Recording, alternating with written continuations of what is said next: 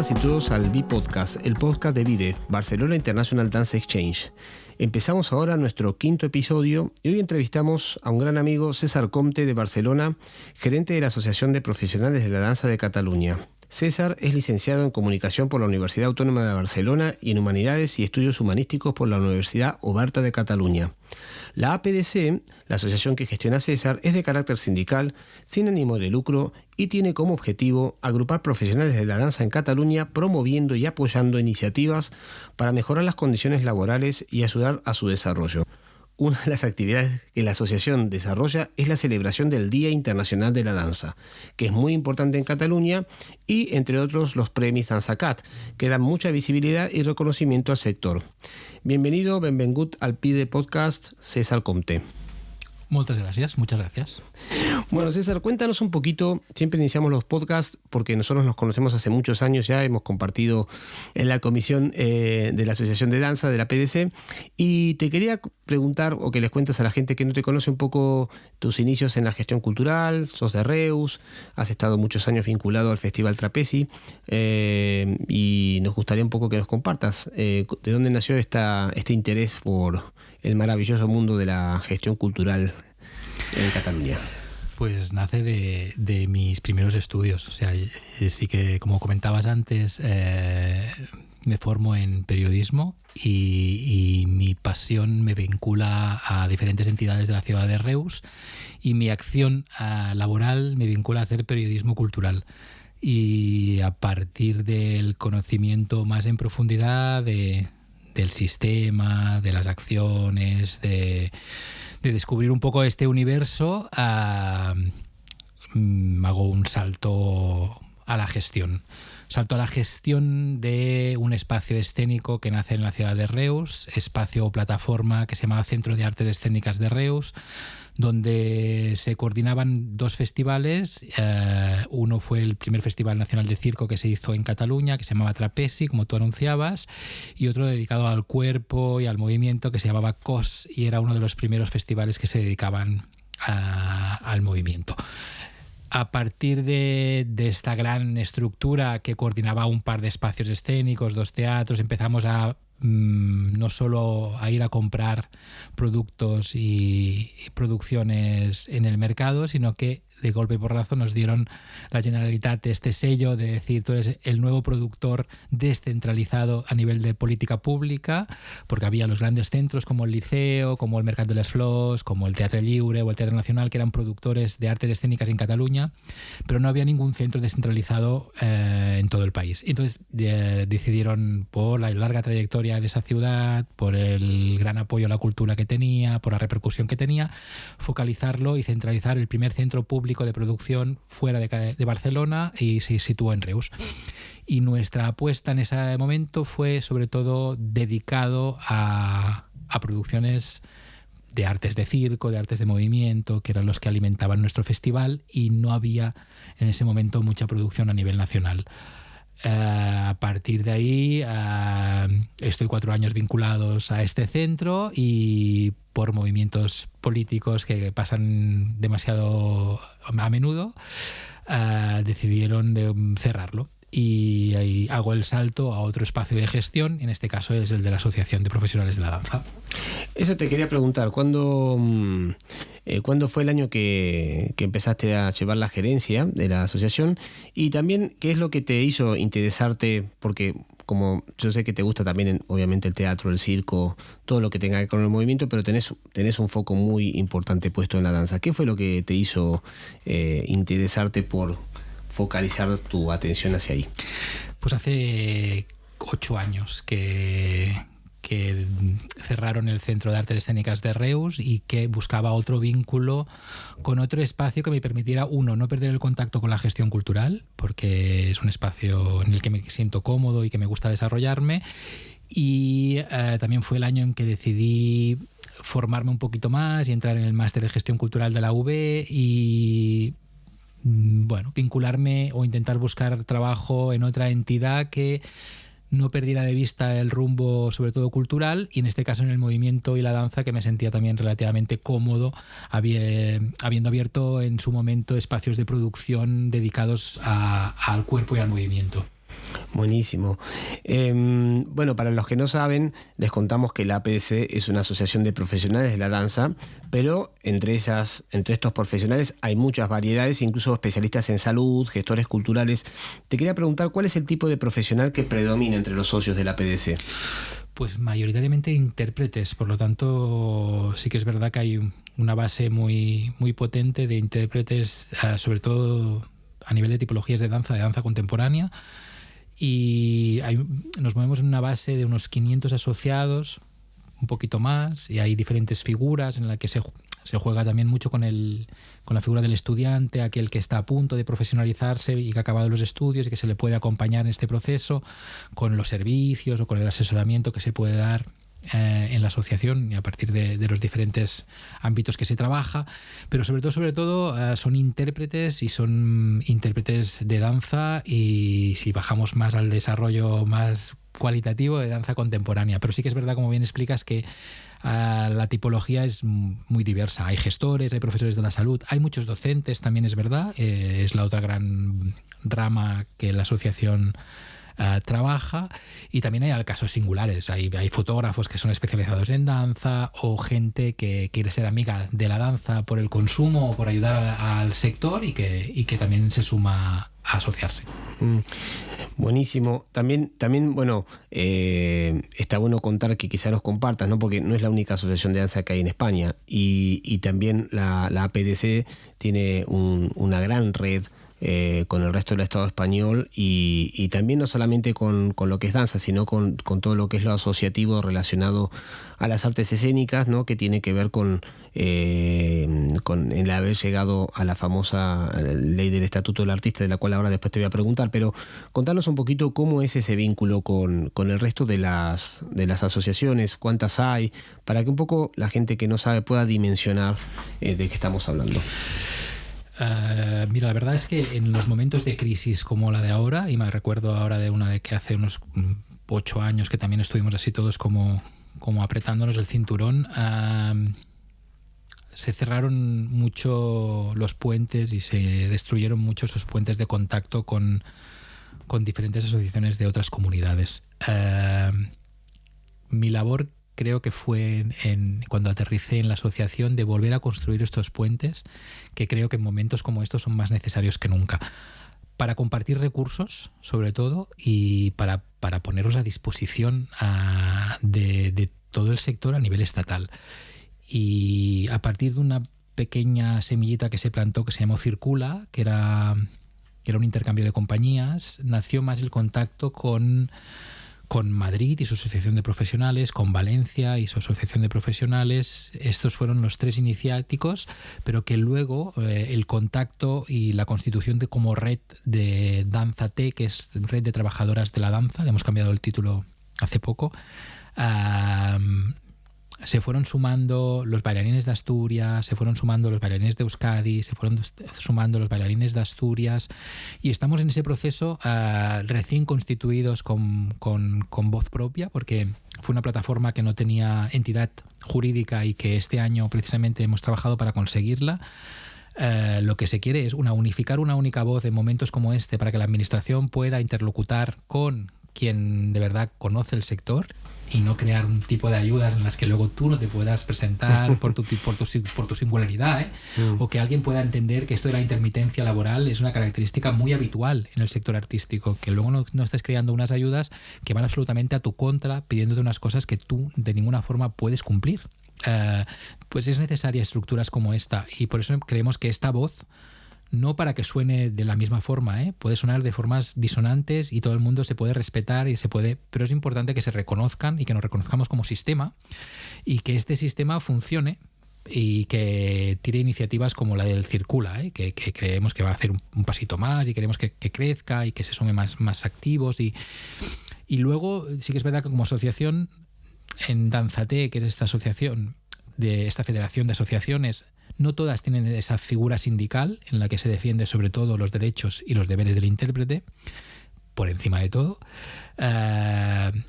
Pero sí que hay otra estructura también estatal que se llama Conarte, en la que se suman no solo bailarines, sino que se suman músicos, se suman actores y actrices, y por lo tanto también es una voz estatal en la que la representatividad es mucho más grande, y en este caso sí que la lucha por conseguir cualquiera de las propuestas que forman parte de este estatuto del artista creemos que va a ser muy necesaria. Hablando de eso, me gustaría, porque también para que sepan que por más que España y Cataluña son parte de Europa, tenemos una relación muy asimétrica con respecto a otros países, y no tanto en recursos, porque aquí recursos para la cultura en términos monetarios hay, y muchos, ¿no? Coincidirás conmigo, sino es el tema cómo están repartidos y cómo son las políticas que hacen que, de alguna forma, desde mi punto de vista, cada año haya que explicarse de cero, seas quien seas, y no haya esta posibilidad de prospección, ¿no?, hacia adelante. Como hemos estado con César también 7 años juntos, como decíamos al principio, en la Comisión de Políticas Culturales, bueno, yo tuve la suerte de estar ahí, ¿no?, contigo.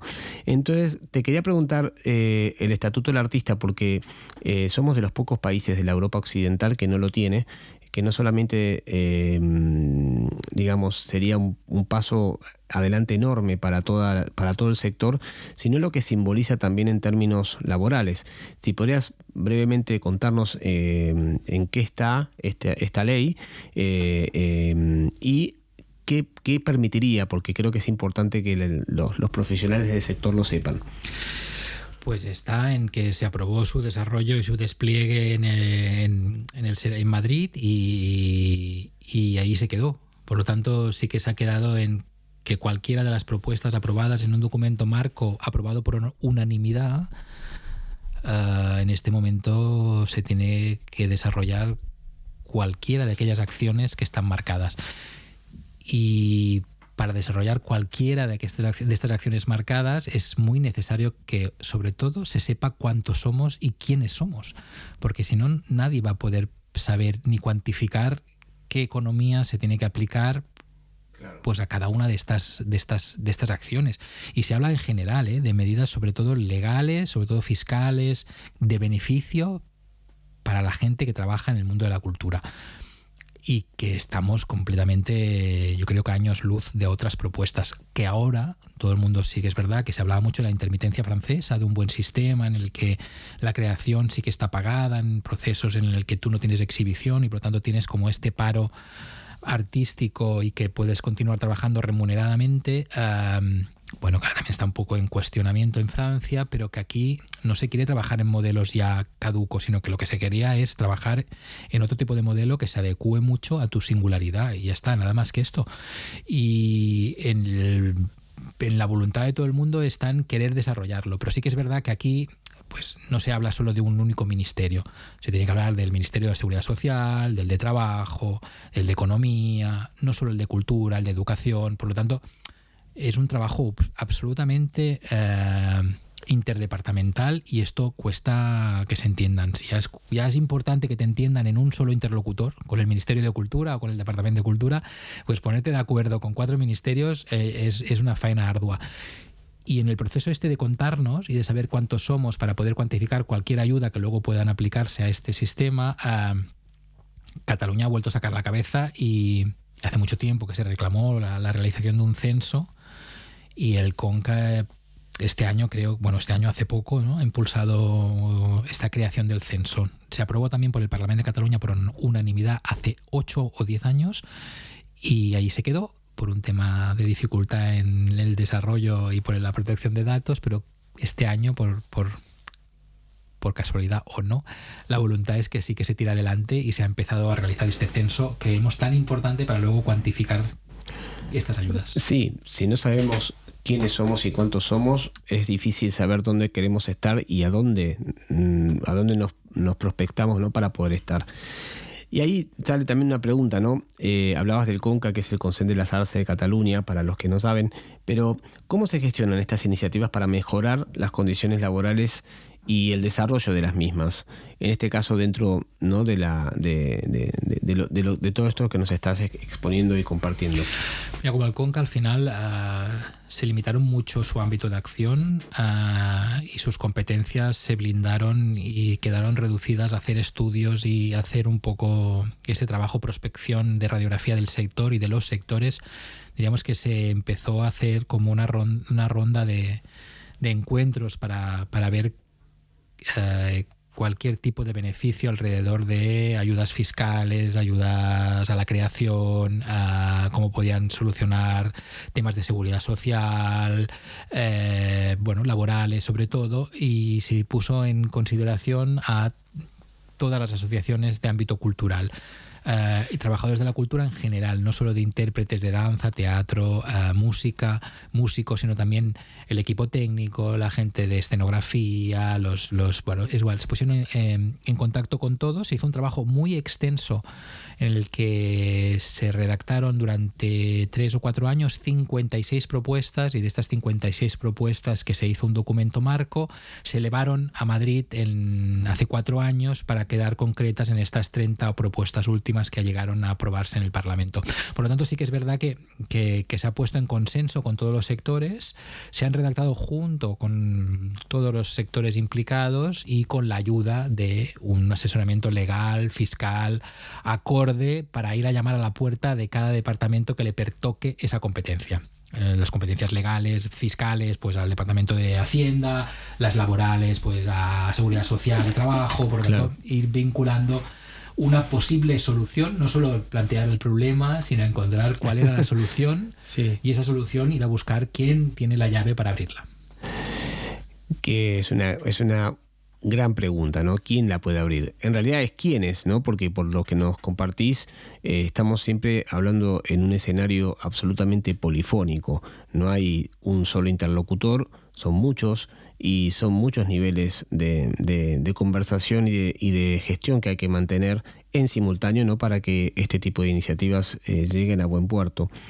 Y ahí también te quería preguntar, ¿no? Antes de volver a la PDC, ¿cuál es tu visión de lo que es el tejido cultural de nuestro país? Yo puedo reducirme al fragmento Cataluña de lo que veo y lo que observo, y creo que continúa siendo absolutamente rico, polifónico, muy diverso, con muchas ganas de mostrarse al mundo, pero yo creo con una escasedad de recursos brutal, con una falta de proyección a largo término, y sí que es verdad que estamos hablando en un momento en el que la urgencia nos oprime, y que primero hay que solucionar esa urgencia, pero sí que es verdad que a veces es muy necesario elevar la mirada y poder ver mucho más allá del mes siguiente. Sí que es verdad que esto lo puede hacer quien tiene solucionado la vida al mes siguiente, y en este momento la dificultad es mucha, pero creo que a nivel creativo el país es muy rico y continúa siendo rico, y creo que tendríamos que ser capaces de sacarle brillo y mostrarlo al mundo. En este momento creo que hay poca mirada alzada para que podamos proyectar a un poco más largo término. Estamos como solucionando urgencias, y estas urgencias no nos permiten ver un poco lejos. Coincido completamente, ¿no? Y también, digamos que Cataluña, y coincidirás conmigo, no solamente tiene todo esto que nos acabas de compartir, sino que también hace muchos años ha sido bastante pionera en todo lo que tiene que ver con la creación de nuevos públicos, la relación con los habitantes, con los ciudadanos, ¿no? Y cortar esa barrera, ¿no? Entre el espectador y el escenario, pero no solamente desde la relación, dijéramos, creador-consumidor, ¿no? Sino también la importancia, por eso nombraste hace un rato el tema de la educación, que es la danza en la parte y en la formación de los chavales que están estudiando tanto en la primaria, en la ESO o en el bachillerato, ¿no? Y por eso también te quería preguntar, ya que hay un evento que es muy importante cada año, que se organiza desde la PDC, que es el Día Internacional de la Danza, ¿no? Entonces, te pregunto primero, desde que estás llevando la gerencia, ¿cuál has sentido que ha sido el camino de esa celebración en estos 8 años? ¿Y cuál para vos tiene un recuerdo especial, ¿sí? Ya sea porque sentiste que tuvo más visibilidad, porque te tocó emocionalmente o porque sucedió en un lugar que te parecía que estaba bien? Contanos un poquito del... Mira, creo que la importancia del DIT, de este Día Internacional de la Danza, sobre todo estaba fijada en cómo intentamos sociabilizar nuestra profesión, cómo intentamos sacarla a la calle y cómo intentamos contaminar al máximo a nuestra profesión para que sea reconocida y entendida. La realidad continúa siendo igual de dura y la gente continúa preguntando, ¿tú eres bailarín? Sí, pero ¿y qué más? ¿O cómo te llenas la nevera? Y pues no, existe una profesión que es la de ser bailarín y esta tiene que ser tiene que ser igual que de respetada que cualquier otra. Y pienso que el Día Internacional de la Danza lo que hacía un poco era abrir esa ventana y dejar correr un aire en el que la danza era habitual ese día y hacer entender que tú cuando te levantas ya te mueves y bailas y que forma parte de tu vida y de tu cotidianidad sin que tú igual lo sepas. Y que luego hay una gente que se sube a un escenario o que marca su camino profesional dando unas clases dedicadas solo al movimiento y a tu cuerpo. Y eso significaba para nosotros el DIT en ese momento. Y antes hablabas un poco del tema de educación y creo que es muy importante el tema de educación y el contacto directo con el sistema educativo. Porque yo creo que aunque está evolucionando y cambiando, yo siempre digo lo mismo o pienso lo mismo, que si en mi época de estudios, en vez de hacer educación física, a esa asignatura que nos hacían correr, jugar a la pelota, le hubiésemos dicho a esa asignatura movimiento, o le hubiésemos dicho otra cosa que no era única y exclusivamente el correr por la pista, creo que el público lo hubiese visto y lo hubiese aceptado de otra forma y no sería tan extraño hablar de movimiento, ni de cuerpo, ni de porque lo relacionamos mucho con el deporte, lo hemos relacionado siempre con salud. Sí, esa es una gran discusión, de hecho la hemos tenido nosotros. Y de golpe y porrazo, movimiento no está relacionado con bienestar, no, la danza es otra cosa y piensas, ostras, pues la gente tiene muy interiorizado que tiene que comer 5 frutas al día para estar sano. Y que ir al gimnasio quiere decir que hacer deporte es estar sano y oye, pues es que igual hacer danza es igual de sano y te produce un bienestar absoluto y mucho más enriquecedor y productivo que no ir a correr o puedes hacer las dos cosas, pero no excluyas, forma parte de la misma creación de bienestar y no hemos conseguido utilizarla ni introducirnos en este cambio. Para nosotros el DIT era esto y alguna especial pueden ser varias, ¿eh? La última que me entristece un poco pero que fue resolutiva, pues fue la del año pasado, en la que todo el mundo con el hashtag Báilame en casa, pues enviaron unos vídeos y al final todo el mundo, aunque estábamos confinados y pasándolo todos absolutamente mal, pues nuestros cuerpos se podían mover y se movían desde su cotidianidad más diaria y recibimos más de 500 vídeos, hicimos un montaje final con las calles absolutamente vacías, los teatros vacíos, todo vacío, todo sin público, pero en casa había vida y esa vida la marcaba el movimiento. Este es uno por lo especial, significativo que fue del momento, pero yo me acuerdo también de uno que hicimos que se descentralizó y que se hizo en diferentes ciudades de toda Cataluña el mismo día, con la misma coreografía. En Barcelona nos llovió y tuvimos que meterlo en el Mercat de les Flors, que se ocupó absolutamente todo el Mercat de les Flors, con diferentes, con mucha participación. Y sobre todo mostrando esa diversidad que antes hablábamos de la creación, tanto de estilos como de profesionales. Y en eso estamos, o sea, en querer contaminar y hacernos ver y explicar que esto forma parte de tu vida diaria. Y hay gente que se dedica profesionalmente y también necesita su espacio y su sitio. Sí, totalmente. Yo estoy de acuerdo y por eso decía hace un rato que nos une esta mirada del deporte con respecto a la danza, ¿no? Que es como que el deporte ha hecho una gran campaña de prensa para hacerle pensar a la gente que lo que hace bien es hacer deporte, y yo soy de la idea, creo que vos también, de que lo que hace bien es moverse, ¿no? Y que bailar ya te cambia el estado en el que estás, te cambia la cara, y hacer deportes no necesariamente, porque te pone en un ámbito competitivo, y la danza no necesariamente tiene que ser competitiva, ¿no?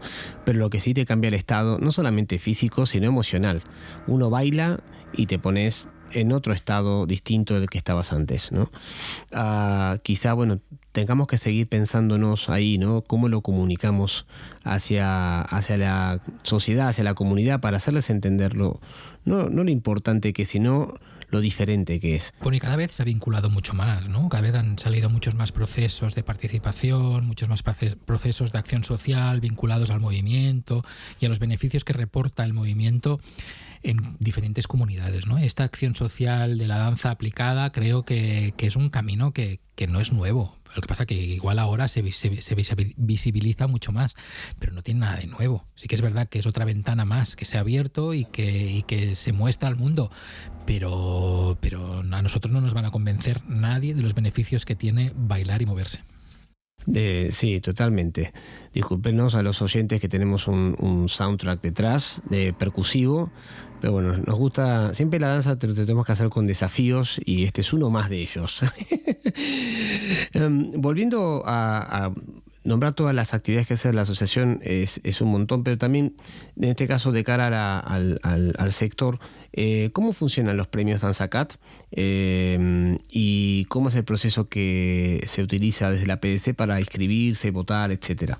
Pues mira, se acaban de cerrar y de realizar hace bien poco. Sí que es verdad que la voluntad era hacer una fiesta, y es la fiesta del sector en la que se entregan estos premios que son de reconocimiento, y que formaba parte en un inicio de esta voluntad de todo el mundo puede presentarse a partir de diferentes ámbitos y de acción y de...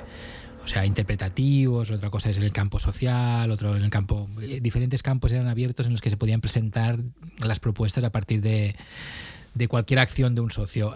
Diremos que el año pasado, que se fallaron, se hizo de forma diferente, se ampliaron mucho las convocatorias, se hicieron como pues los premios Max o los premios Oscar de la danza, y por lo tanto en Cataluña se valoraba desde el diseño de luces, el mejor diseño de luces, al mejor vestuario, pasando por la mejor dramaturgia, el mejor intérprete, el mejor espectáculo, y se fueron diseccionando como 15 categorías diferentes, y fue la selección de un comité profesional donde había periodistas especializados en cultura, gestores culturales, programadores municipales. Se hizo como un extenso comité de selección que de todo lo que se había estrenado en los 3 años anteriores se hizo un proceso de vaciado, y en ese vaciado al final quien votaba era el socio.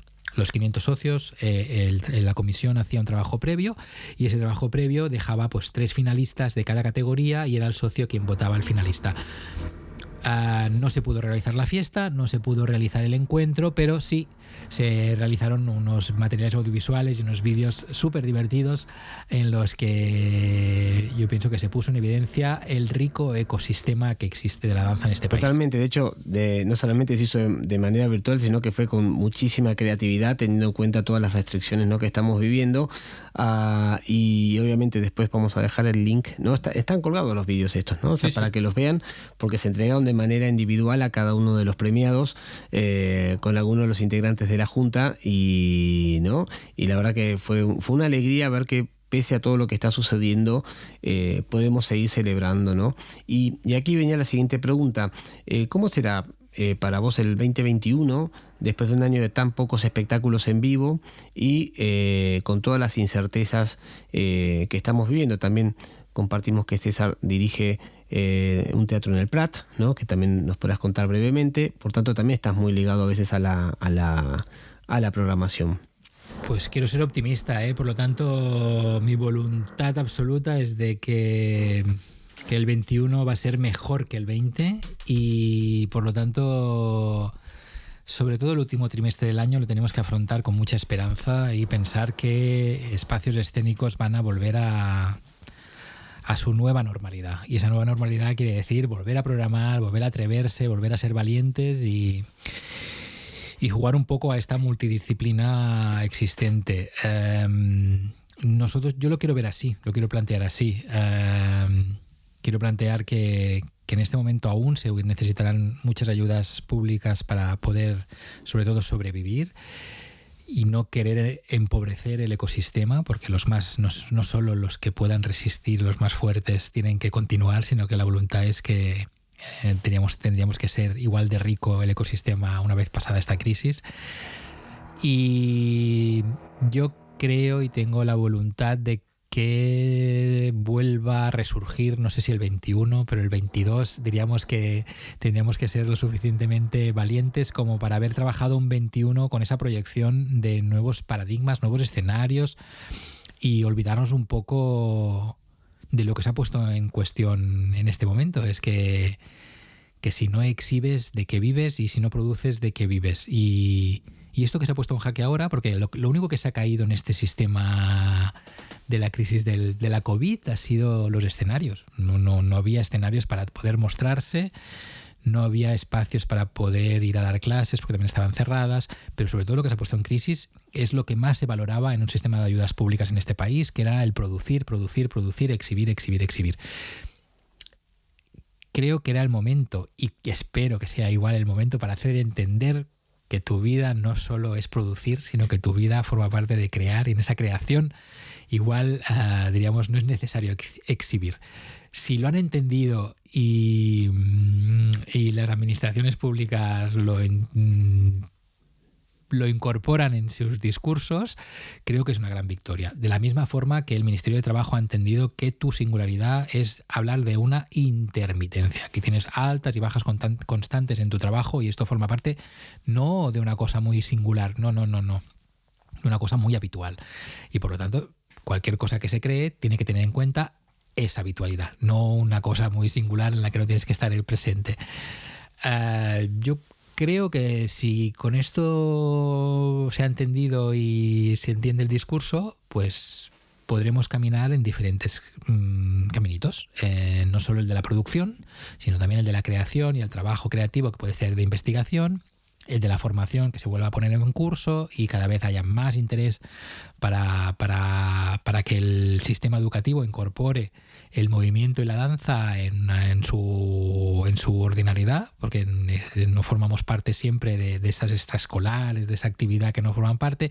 Y yo creo que abriendo un poco más ventanitas, diríamos que tendremos más posibilidades, y esas más posibilidades darán otra vez un ecosistema rico. Si no, lo vamos a reducir, vamos a ir cerrando más posibilidades, que en cualquier momento de crisis que se nos desmonta una pequeña ventanita, el daño que produce es mucho.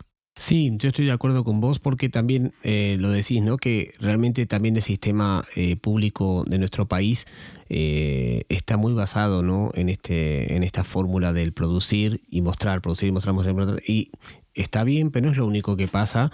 La educación es vital, ¿no? Estamos en Cataluña, en un lugar como pasa con otras comunidades de España, en la cual la danza no está arreglada.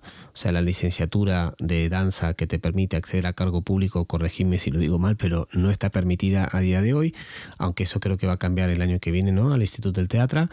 Pero también, como decías, hay todo un tejido que tiene que ver con crear contenido, con crear bibliografía, con crear el concepto de la recerca, ¿no? Que siempre eran como pequeñas puntas muy tímidas que había en los programas. Y después también otro gran tema que, bueno, no solamente es de Cataluña, también del resto del Estado español, que es la imposibilidad de crear un sistema mixto en el cual el capital privado pueda ser parte de ese tejido.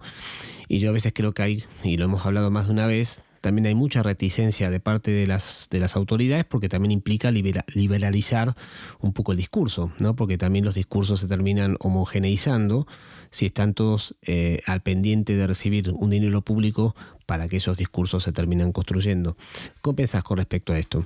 Y hay muchas propuestas de leyes de mecenazgo vinculadas al sistema cultural que se han quedado en los cajones, que no se pueden desarrollar, algunas por incompetencia quiere decir que no tienen las competencias la comunidad y por lo tanto son de nivel estatal y que por lo tanto se tienen que desarrollar a nivel estatal, otras porque están en el cajón y ahí se han quedado. Por lo tanto, esas ayudas fiscales a incentivar que este sector privado pueda jugar de verdad, como en otros países, a la cultura, no existe.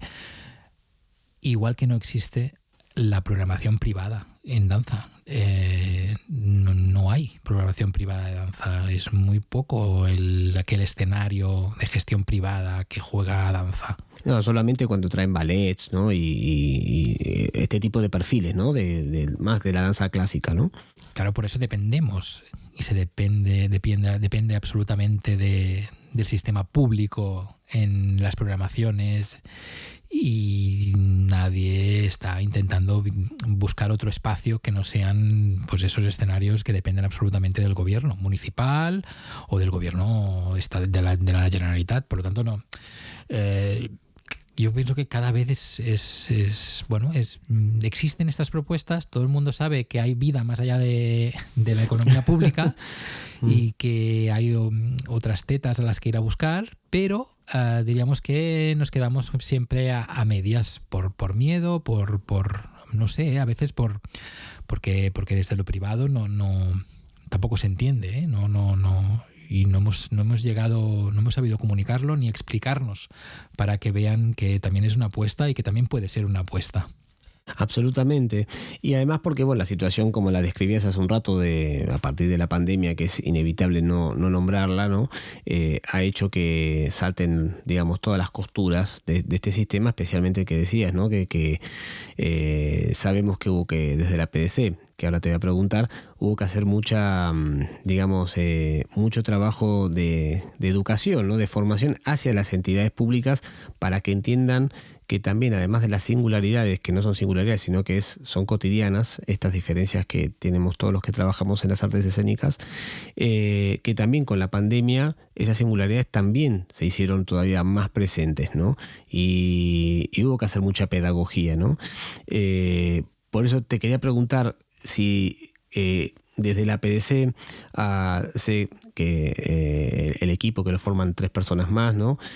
Que ahora quizás nos los puedes presentar también, pero ¿cómo fue esa atención a todos los socios, que sé que estuvieron muy al pendiente de qué podían ayudar, qué los podían ayudar, qué consultas les hacían en un momento tan difícil, y cómo fue este trabajo pedagógico hacia el sector y también hacia las entidades públicas que son las que facilitan los fondos? Hemos hecho mucho de traductores de una normativa de ayudas que salía cada vez y que era tan difícil de entender que ni ellos mismos acababan solucionando las pequeñas consultas que tenías. Por lo tanto, todo el mundo tenía muy claro que lo que se caía necesitaba ayuda y que esa ayuda tenía que ser pública, pero es verdad que tú no puedes generalizar las ayudas sin tener en cuenta estas singularidades que hablabas. Por lo tanto, en un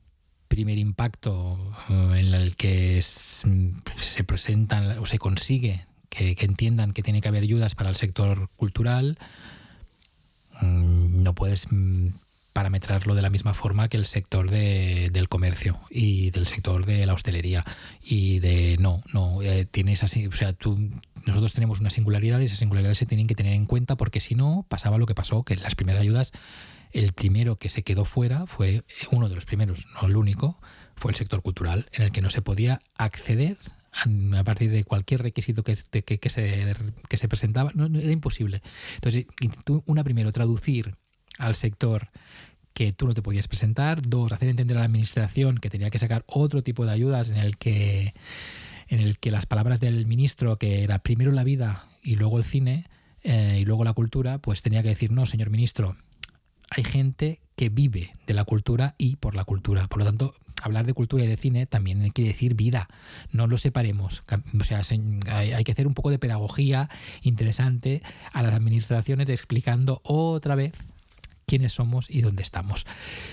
No por ser los primeros, ni priorizarnos, no. Todo el mundo estaba en el mismo paquete, en el que se cerraba todo, en el que se caía todo, que era la primera vez que vivíamos una pandemia, en el que nadie sabía cómo actuar y qué actuar, pero sobre todo, atender mucho la voz del socio, intentar traducirle sus posibilidades de acceso a todo este tipo de ayudas, y no solo estas. Y luego ha venido las ayudas más sociales, aquel que evidentemente necesita pues que le facilites ayudas pues al consumo básico de luz, de agua, o a las ayudas al alquiler.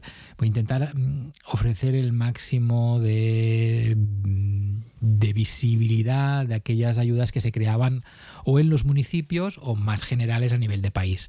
Eso ha sido una faena un poco ardua y en la que íbamos en estos dos sentidos, ¿eh? Una, con la administración para hacerles entender quiénes somos y por qué no nos podíamos presentar a este tipo de ayudas porque ellos los habían creado así, y luego intentar redactar unas que se adecúen un poco más a tu realidad hasta conseguir esta singularidad que de momento solo ha sido en Cataluña, que es que cualquier intérprete o trabajador de la danza puede tener una ayuda ridícula, es verdad, 750 euros, una única paga, pero sí que es verdad que no lo han conseguido otras autonomías y otras comunidades.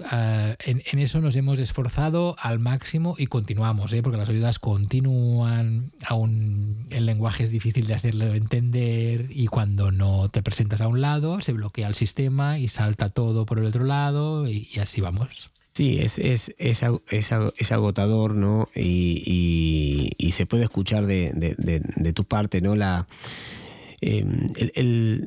Y también preguntarte, ¿no? ¿Por qué es tan difícil en nuestro país este diálogo con las instituciones públicas? ¿Por qué siempre hay que trabajar como traductor con ellos con respecto al sector? El sector también tiene lo suyo, ¿no? Porque tampoco es menor, ¿no?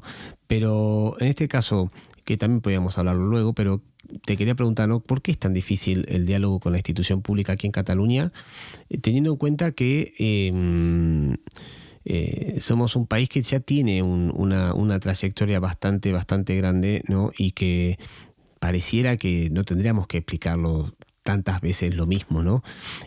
Recuerdo con respecto a esto una iniciativa que salió de la APS que fue muy buena, que era el Plan Integral de la Danza, que se hizo hace algunos años, que se componía de varias acciones y una de ellas era llevar a los gestores de teatros de Cataluña, que si mal no recuerdo son 440 o por ahí, ya me corregirás, pero a un festival que es el Festival de la Danza de Cataluña, que es el Sismógraf, que se hace en Olot cada mes de abril o a fines de marzo, y un poco, ¿no?, hacer esto, pedagogía, ¿no? Porque también está este modelo con respecto a la gestoría cultural, que son personas que quizás solamente tienen una formación como funcionarios, pero que a la vez tienen que hacer de programadores, de curadores, ¿no? Y a veces incluso la formación dentro del funcionario público tampoco los ayuda a ellos, ¿no? Yo digo para no demonizarlos ni ponerlos en un lugar del enemigo, ¿no?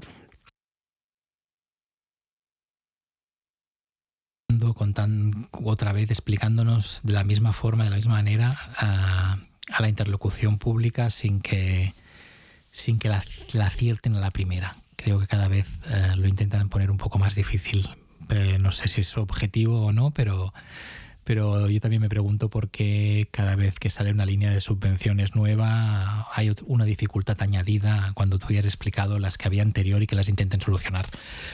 No lo entiendo muy bien. Sí que es verdad que la atención en el momento de pandemia y de crisis sí que tiene muchos frentes abiertos, ¿no? Nosotros somos uno más. Y de golpe porrazo, pues eso, todos los sistemas y equipamientos públicos también se les cayó todo. ¿Cómo volvemos a incentivar que esta gente se vuelva a sumar a la programación? ¿Qué ayudas les podemos dar? Yo entiendo ello, que no es fácil, ni puede ser fácil la gestión de todo este sistema, pero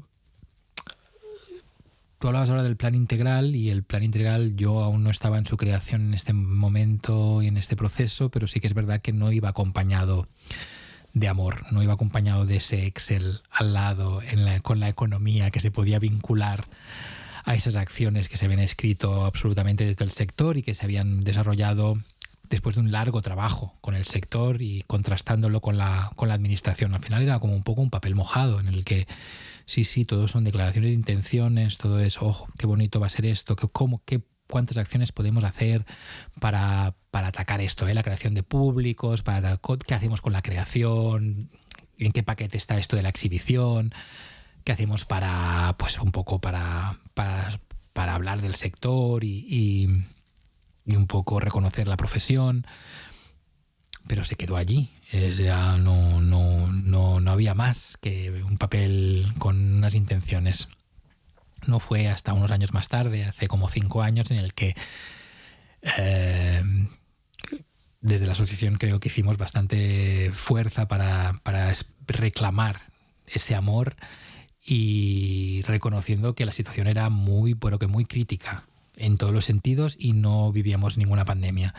Y en ese exigir apareció un cajón con unos euros, y en esos euros sí que se pudo hacer ese amor y aplicarle a unas acciones concretas. Se llamó Plan Impulse, y ahí sí que se hablaba un poco y se hizo realidad y se ha hecho realidad un proyecto que se llama ProSismo, vinculado mucho al sismógrafo, al festival, en el que se trata un poco de hacer pedagogía de esta figura del programador, en el que es verdad que uno se siente muy solo y que a veces se piensa que está trabajando solo, y compartir esas penas, ver un poco más allá de tus miserias y ves que es mucho más compartido, creo que ayuda a reforzarse. A alfabetizarse en el mundo de la danza, cosa que es muy necesaria, pero también reconociendo que la figura del programador municipal...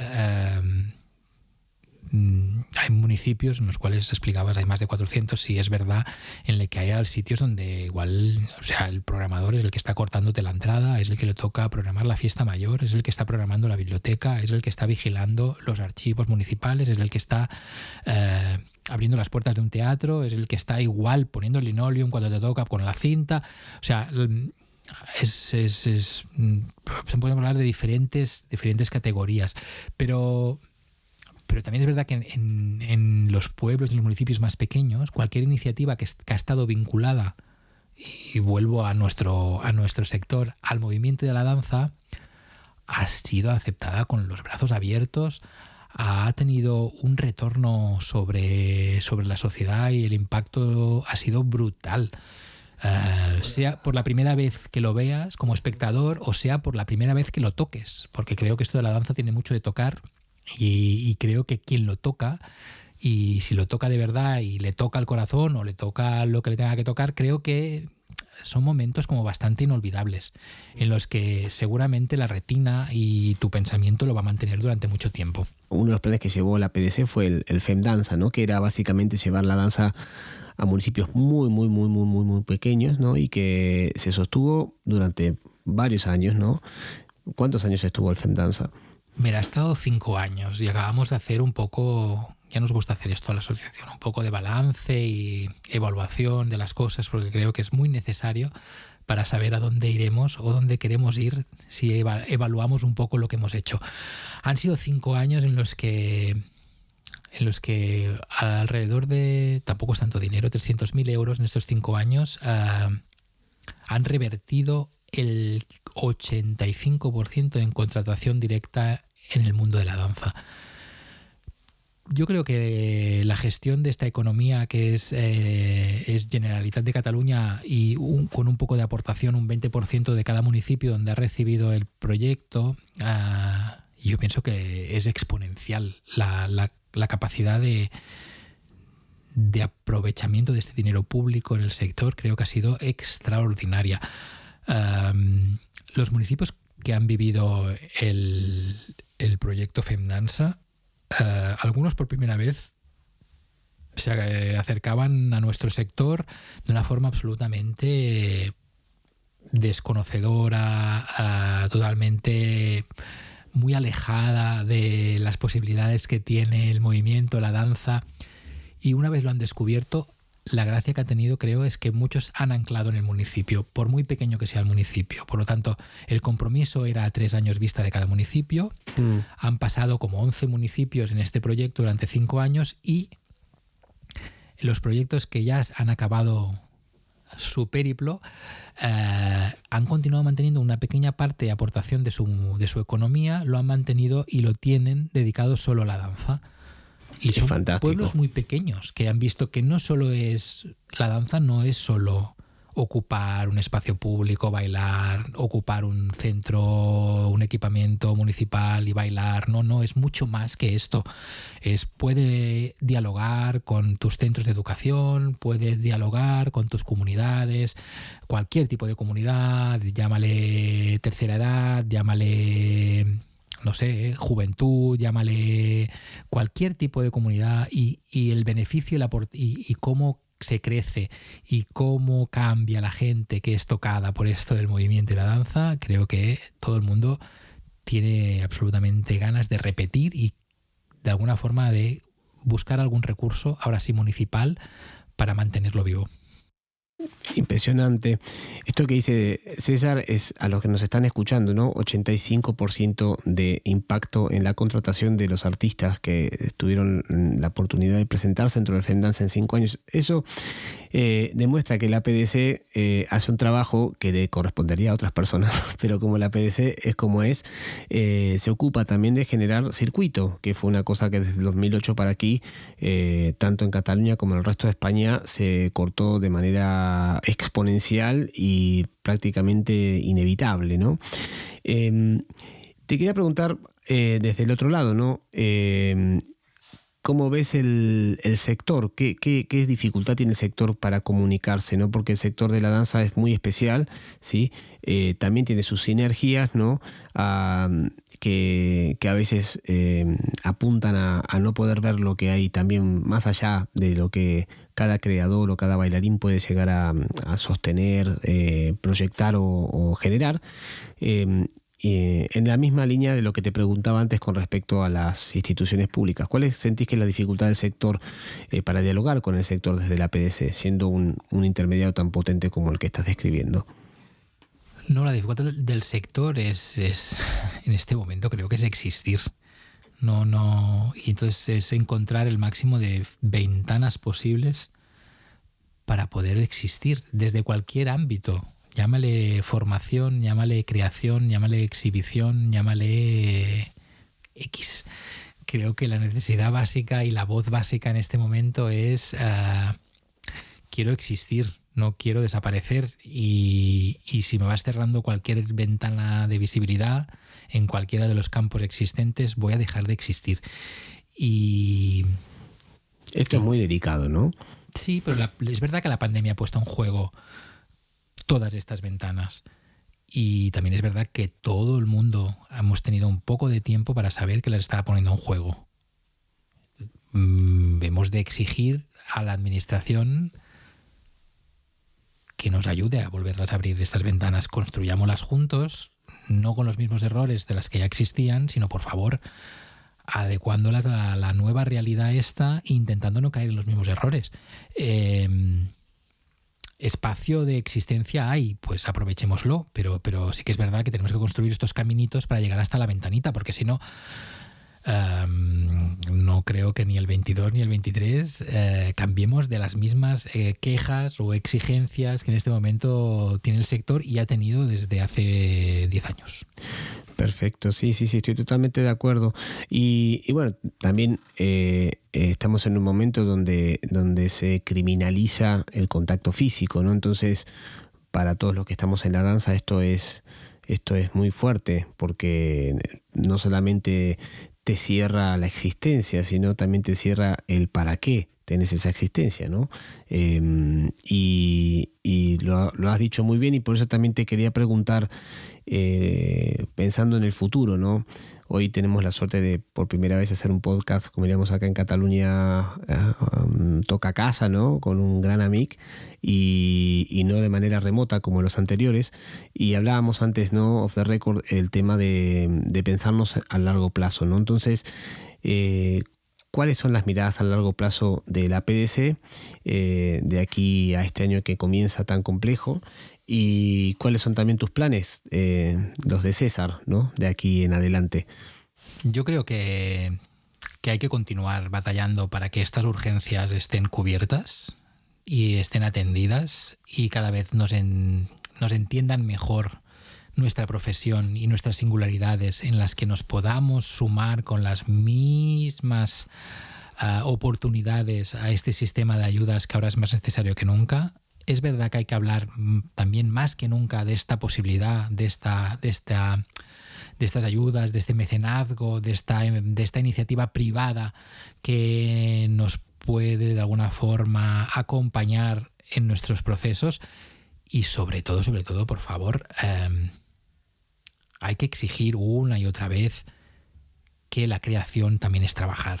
Y ya sé que parece que sea una cosa de los años 80 que estamos reclamando, pero considero que la crisis se ha puesto en jaque una cosa, ha puesto el sistema de exhibición y producción, y tenemos que ser capaces de hacer entender que crear también es trabajar, y que la cultura también es trabajo, y que bailar también es trabajar. Parece mentira, pero aún estamos ahí.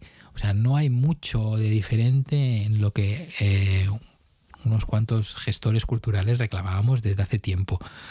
Y es salud, como habías dicho antes, ¿no? También. Es absolutamente salud, es bienestar y es educación. Y si educamos en estos campos al público, a mí no me gusta hablar del público futuro, sino del público presente, de cualquier edad, yo creo que el beneficio a años vista creo que va a ser mucho. Bueno, muchísimas gracias, César, por haber estado en este podcast. La verdad que es un honor y un placer. César es una persona también de una potencia increíble, súper accesible. También me gustaría que antes de que nos despidamos, César, cuentes con quién estás trabajando en el equipo de la PDC y todos los que se quieran acercar, qué es lo que tienen que hacer para poder hacerse socios, y sobre todo desde mi lado también personal, decir que la PDC siempre vas a la PDC y te sentís en casa, no te sentís ajeno. Somos también vecinos de oficina, estamos al lado en la Caldera con Vide y con la compañía, así que ¿cómo es el equipo que se compone, que trabaja contigo?